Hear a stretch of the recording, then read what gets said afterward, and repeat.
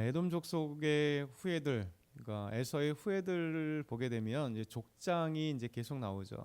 에서가 누구를 낳았고 결혼하여서 누구를 낳았고 또 뭐 그 아들이 또 이런 아들이 낳았다. 그러니까 족보를 보게 되면 특별하게 맨 처음 그 사람이 자녀들이 나오고 그리고 그 자녀들이 또 낳은 또 자녀들이 나오고 이렇게 등장하게 되는데 에서도 동일합니다. 에서가 있고 에서의 자녀들 여러 여인들의 자녀들이 쭉 나오고 그 자녀가 또 족장이 되어서 누구누구누구를 낳고 또 족장이 되었다.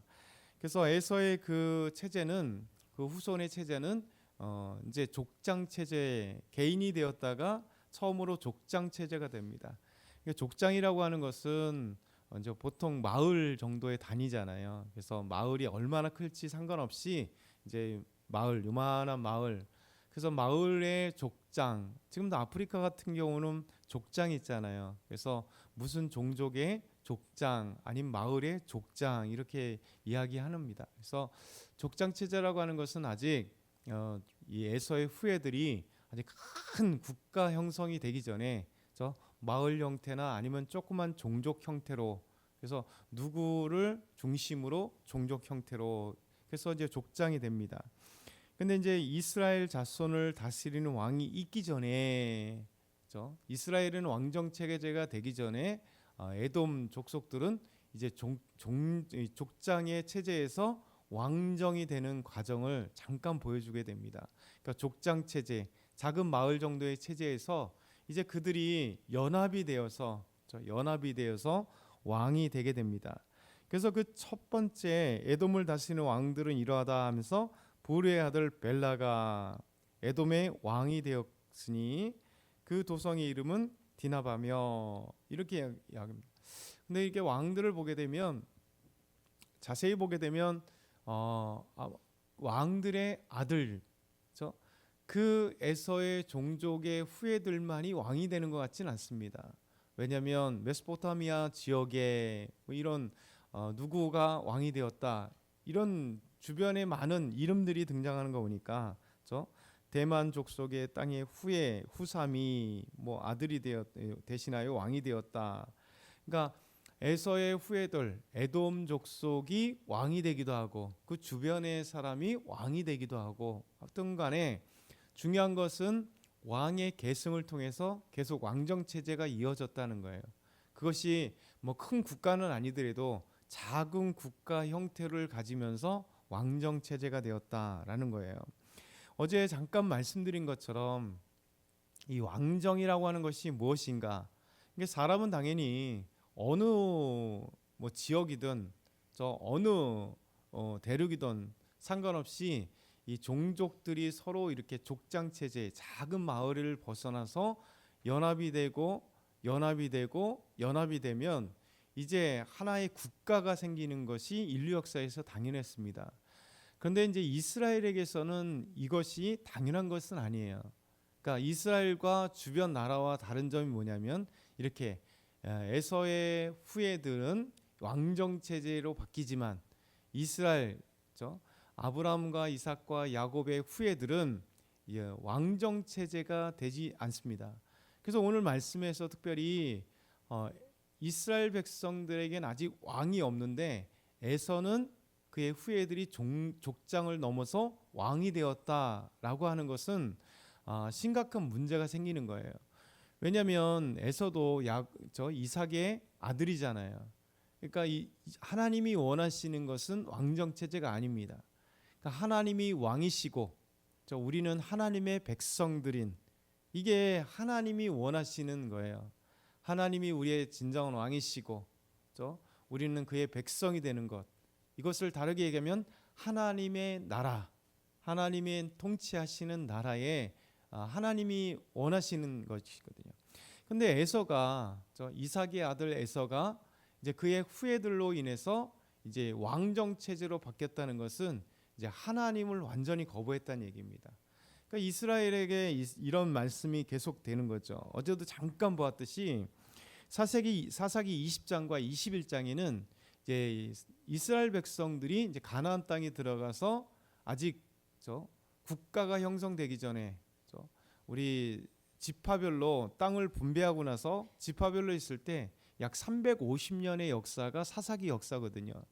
사사기 역사가 350년의 긴 시간대, 또 하나님을 섬기지 않았을 때, 왕으로 섬기지 않았을 때, 말씀대로 순종하지 않았을 때 하나님은 그들을 깨우쳐 주기 위해서 또 그들의 죄의 값이지만 이민족이 쳐들어와서 그들을 지배할 때 그들이 하나님 저희들이 잘못했습니다 하면 사사를 세워서 다시 그들을 몰아내고 평화를 주시는, 그것을 통해서 알게 하시는 게 뭐냐면 우리의 통치자는 하나님이시다. 그렇죠? 우리가 섬길 분은 하나님이시다. 하나님만이 우리의 왕이시다라는 사실을 사사기를 통해서 알게 하는 건데, 근데 문제는 이 사사기가 점점 이제 시간이 지나가면서 죄악이 그들에게 가득한 거죠. 하나님이 그렇게 원치 않았던 가나안 땅, 그 가나안 땅의 우상들을 멸하라 그랬잖아요. 없애버리라. 그 사당은 다 철폐해라 했음에도 불구하고 이스라엘 백성들은 그 가나안 땅에 있었던 바알과 아스타롯, 후에 아세라가 되는데 요 우상들을 그대로 놔뒀어요. 그러니까 그들의 유혹을 통해서, 그리고 가나안 사람들을 다 진멸하지도 못했고, 그러니까 가나안 사람들이 섬기고 있는 우상이 가나안 사람들을 다 진멸하지 못했기 때문에 그들이 그대로 섬기면서 그것이 이제 이스라엘 사람들에게 유혹이 되는 거죠. 왜냐하면 이방의 신들은 눈에 보이잖아요. 신상이 보이고 그 신상 앞에 막 그 신을 섬기기 위한 그 모습이, 예배의 제사의 모습이 보이는 거예요.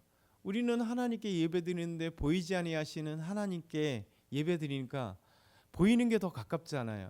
그러니까 이스라엘 백성들은 항상 보이는 거에 가까워서 사람은 그거에 미혹된단 말이죠. 그래서 결국은 사사기는 이제 영적으로 최악으로 치닫는 거예요. 하나님을 떠나서 우상을 숭배하고, 그리고 죄를 떠나, 그리고 결국은 그것의 죄악이 가득한 모습을 보면서 사사기 20장과 21장의 세 구절이 대표되는 말씀이 이런 말씀입니다. 마지막에 사사기 21장 마지막 끝나는 말씀을 21장 25절에 어떻게 말씀을 사사기를 정리하냐면, 그때 이스라엘에 왕이 없으므로 사람이 각기 자기의 소견에 옳은 대로 행하였더라.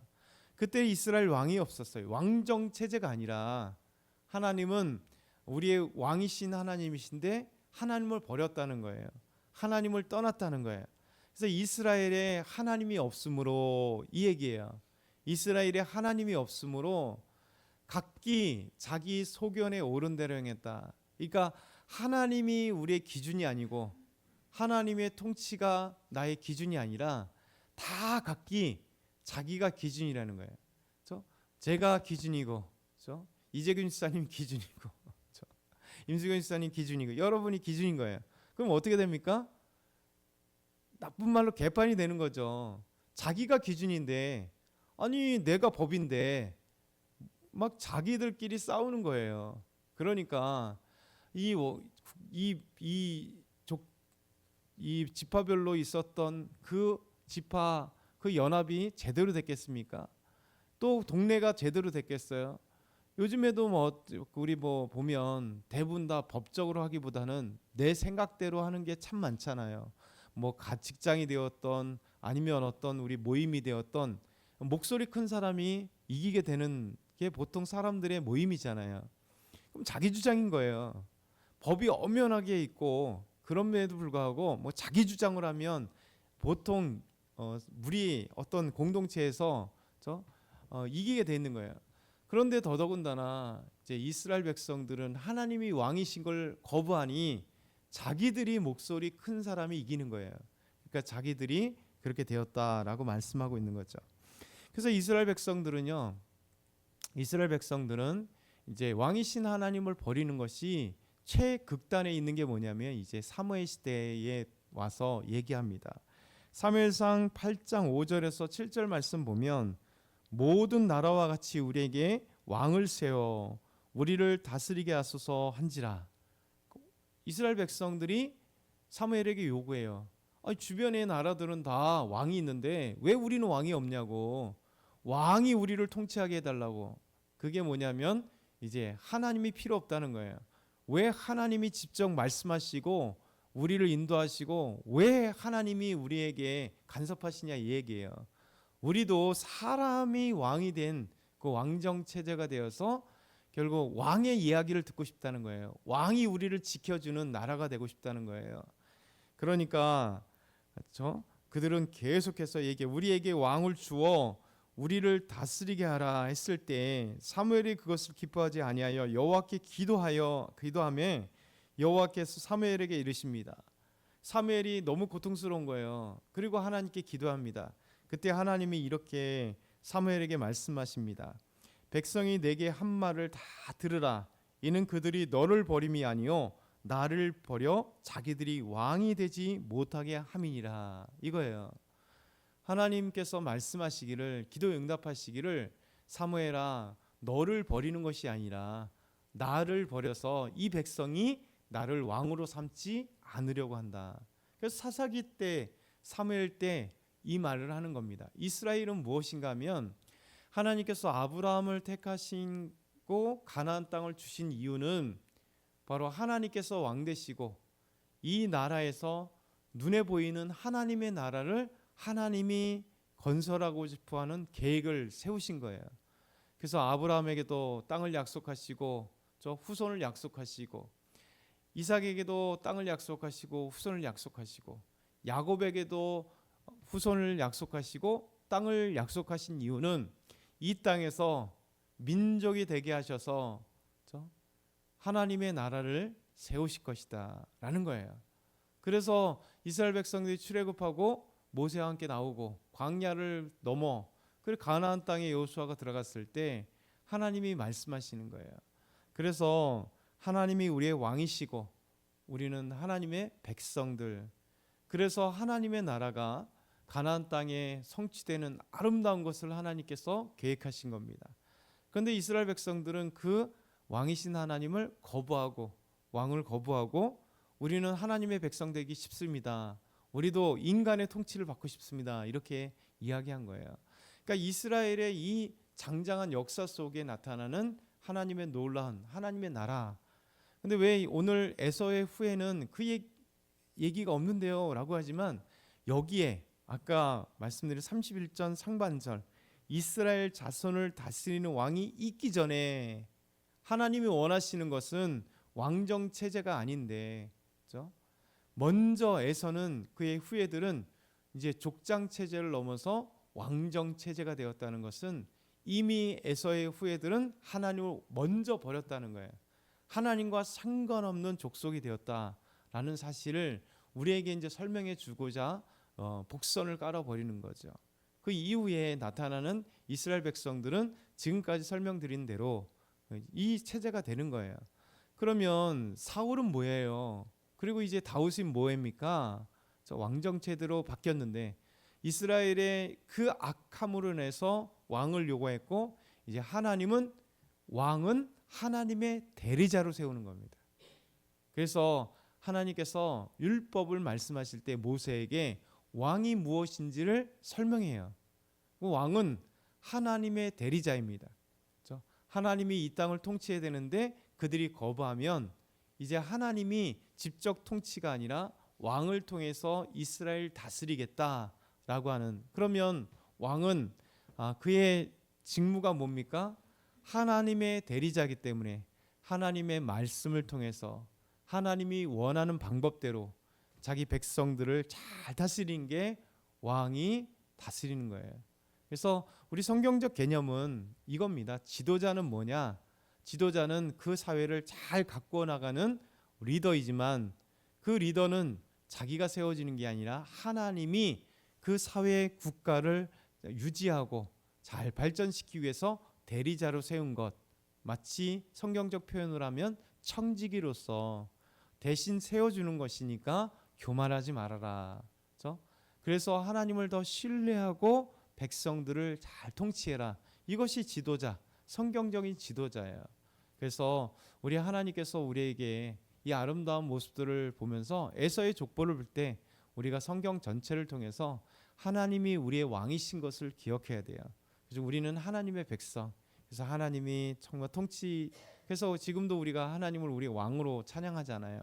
예수님이 우리의 왕으로 통치자로 삼으신 이유가 바로 우리의 믿음을 다시 확고히 이야기할 때, 하나님을 거부하면 바로 에서와 그 에서의 후예들처럼 하나님을 거부하고 인간이 왕이 되겠다고, 우리가 왕이 되겠다고, 우리가 모든 것을 다 주관하겠다라고 하는 교만함의 극치가 되는 것, 우리 성경에서 우리에게 이 말씀을 하고 있는 거죠. 그래서 오늘도 우리가 하나님을 진심으로 믿으며 하나님을 신뢰할 때, 하나님이 우리의 왕이신 것은 우리의 모든 것을 책임져 주시겠다는 거예요. 그렇죠? 그래서 오늘도 하나님께 나아가는 저와 여러분 다 되길 소망합니다.